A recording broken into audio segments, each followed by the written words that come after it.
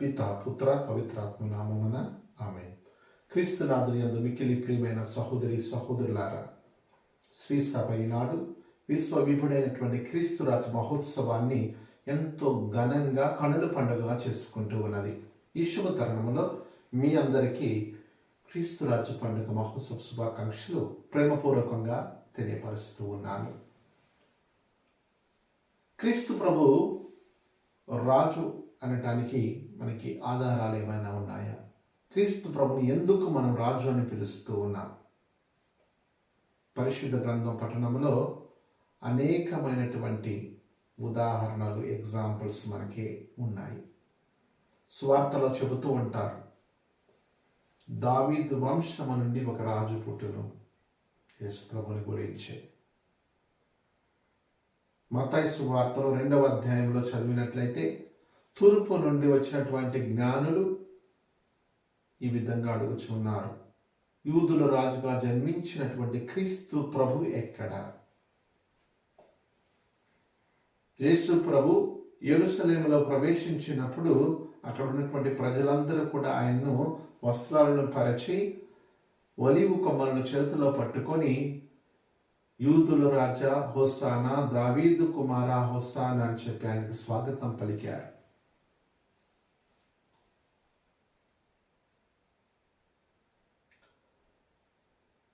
శత్రువులు యేసు ప్రభుని బంధించి పిలాతు ముందు ఉంచినప్పుడు పిలాతు అడిగినటువంటి ప్రశ్న, నీవు యూదుల రాజువా అని.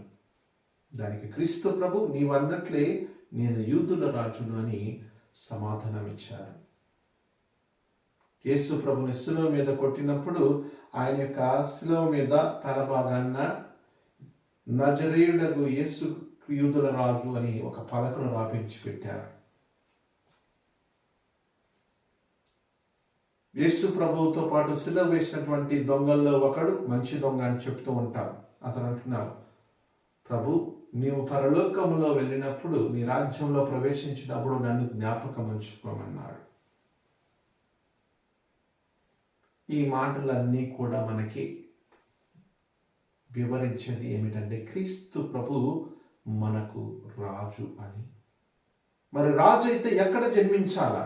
రాజమౌనంలో జన్మించాలి కదా, రాజులాగా వ్యవహరించాలి కదా, యుద్ధాలు చేయాలి కదా, లేకపోతే గొప్పగా ఇతర దేశాలను ఆక్రమించుకోవాలి కదా, ఇతర భూభాగాలు ఆక్రమించుకోవాలి కదా. ఇలాంటివి చేశారు యేసు ప్రభు?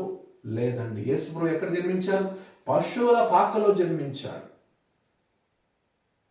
పేదవాడిగా జన్మించాడు. పేదవాడిగా మన మధ్యలో ఉన్నాడు, మనతో పాటు ఉన్నాడు.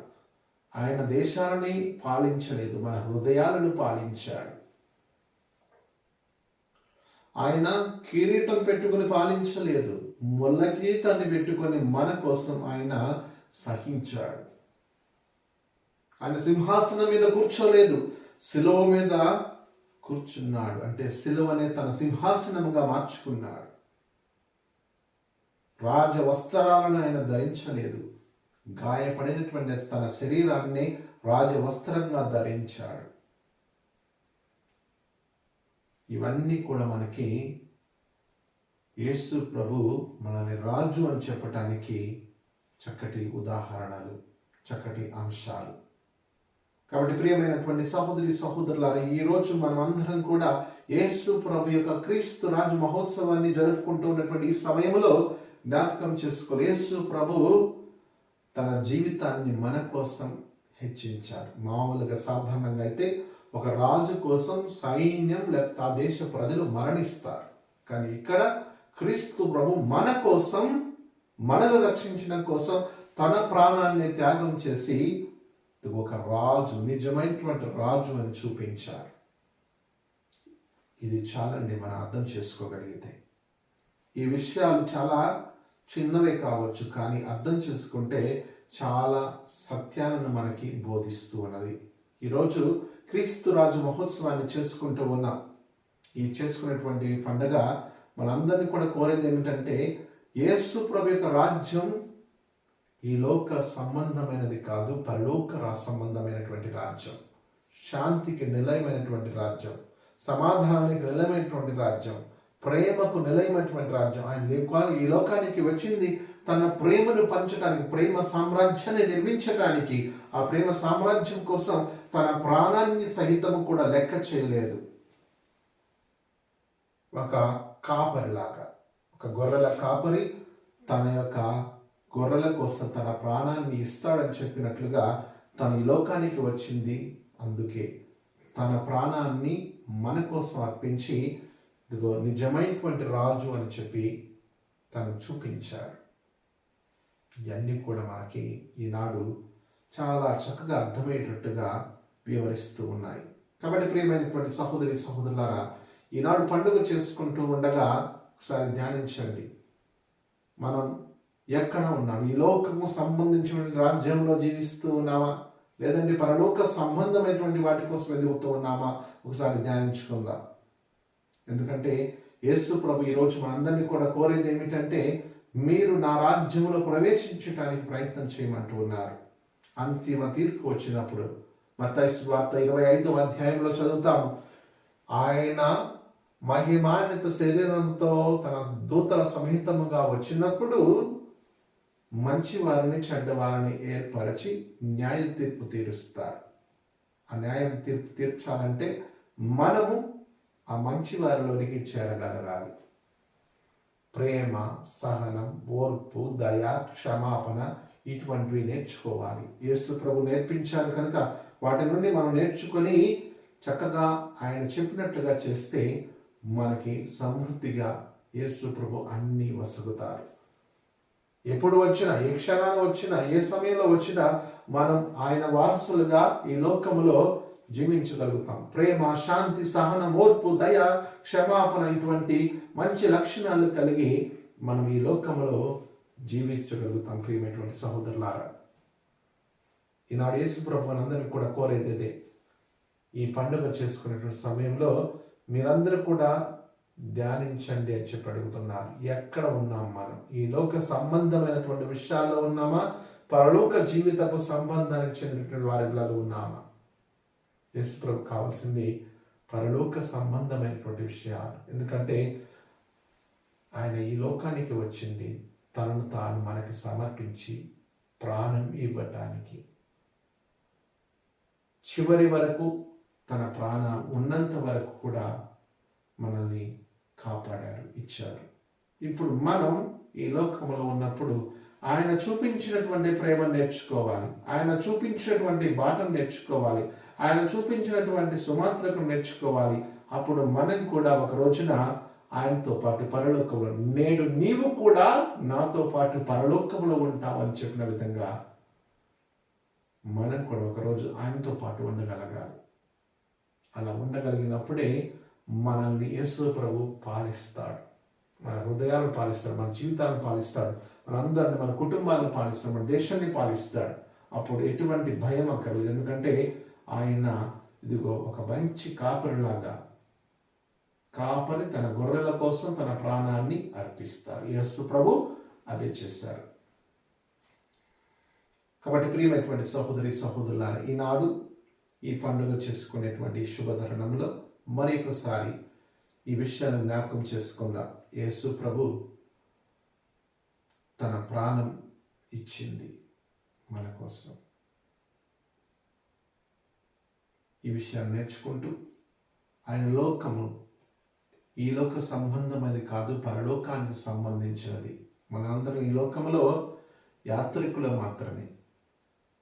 ఒకనాడు పరలోక ప్రయాణంలోనికి ప్రవేశించాలి. ఇది ఒక ఆరంభం. ఇక్కడ నుండి ఒక పరలోకంలోనికి ప్రవేశించగలగాలి. ఆయన రాజ్యానికి చెందినటువంటి వారిలాగా ఉండాలి. ఇక్కడ ఉండగానే తెలుసుకోగలగాలి. అప్పుడే మన జీవితానికి ఒక పరమార్థం ఉంటుంది. క్రైస్తవ జీవితానికి ఒక అర్థం దొరుకుతుంది.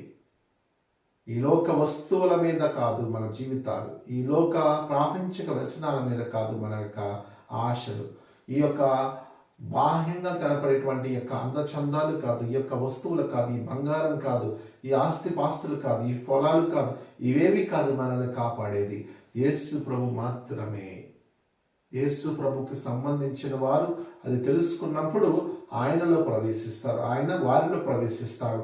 అప్పుడు మన జీవితాలు ఎంతో నిర్మలంగా సంతోషంగా ఉండగలుగుతాయి. అటువంటి వాటి కోసం మనం ప్రార్థించుకోవాలి. ఈనాడు పండుగ చేసుకునేటువంటి సమయంలో ప్రభుని అడుగుదాం, ప్రార్థించుకుందాం. ప్రభువా, నీ రాజ్యములో నేను కూడా ప్రవేశించేలాగున సహాయం చేయండి. నీవు క్రీస్తు రాజుగా, ప్రపంచాన్ని పరిపాలించేటువంటి రాజుగా, ఈ ప్రపంచాన్ని సృష్టించి పరిపాలించేటువంటి రాజు నీవు ప్రతిరోజు కూడా ఈ ప్రపంచాన్ని నీ యొక్క మాటలతో, నీ యొక్క అధికారముతో పరిపాలిస్తూ ఉన్నావు. ఎందుకంటే ఇదంతా నీ సృష్టి. ఈ ప్రపంచంలో ఏది చూసినా అది నీవు సృష్టించినటువంటిదే. ఆది కాండంలో ప్రభువా మేము చదువుకుంటున్నాం, ప్రతిదీ కూడా ఇది కలుగును గాక అంటే కలిగినది మాత్రమే. సృష్టి అంతా కూడా నీ చేతిలో నుండి వచ్చినదే ప్రభు. కాబట్టి ఈరోజు మేమందరం కూడా ఈ యొక్క పూజలు, ప్రార్థనలు ఇవన్నీ కూడా చేసుకునే సమయం, ఈ వాక్యాన్ని వినుకునేటువంటి సమయంలో ప్రభు నీవు మాకు తోడుగా ఉండి మమ్మందరినీ కూడా పరలోకానికి చేరువలో చేర్చేటట్లుగా మమ్మల్ని అందరికీ కూడా సహాయం చేయండి. మా అందరికీ కూడా సహాయం చేయండి. మేమందరం కూడా నేను ప్రార్థించుకుంటూ ఉన్నాం, నేను మా రాజుగా ఉండండి. ఈ లోకపు రాజులు కాదు మమ్మల్ని పాలించేది, నీవు పాలించి మమ్మల్ని నీ యొక్క అత్యున్నతమైనటువంటి సింహాసనమునకు ఒకనాడు చేర్చండి. దర్శన గ్రంథంలో చెప్పినట్లుగా అందరూ అక్కడ చేరి నిన్ను కీర్తిస్తారు. దూతలు, పెద్దలు, స్వార్థికులు, అలాగే పరిచరికులు, పునీతులు అందరూ, దేవదూతలు అందరూ కూడా నిన్ను ఘనంగా కొనియాడు. మహోన్నతమున హోసానా హోసానా హోసానా, దావీదు కుమార హోసానా. అత్యున్నతమైన సింహాసన కూర్చుండి పరిపాలించేటువంటి యేసు క్రీస్తువా నీకు ఆరాధన చెప్పి, హల్లెలూయా ఆరాధన చెప్పి పాడుతూ ఉంటా. ఇవన్నీ కూడా నీకే ప్రభా, నీకే ఘనత, నీకే ఆరాధన, నీకే మహిమ.